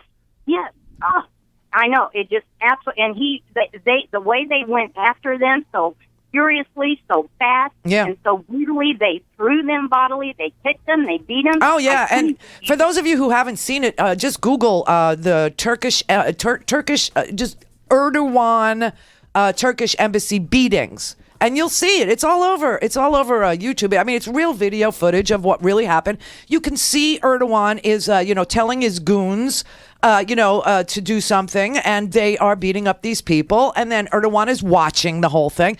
And, you can't control him. But our president doesn't say, hey, these are our American citizens. Get your freaking hands off of them. Yes. What's the third thing, real quick? Yeah, the third thing is, I had a couple fear. I didn't know I was in fear until Trump came in and told me, and I'm trying to work it up to, go along with them, but I'm not there yet. But the third thing that I was thinking about is these people, and it seems like the whole of God, practically, they are blinded by greed. And what I'm thinking is I know some addicts, and their whole focus is on the drug. So greed is like a drug. Yes. Hey, listen, happy Memorial Day to everybody who is memorializing somebody who gave everything for this country. God bless you all. Bye, Stinking Podcast.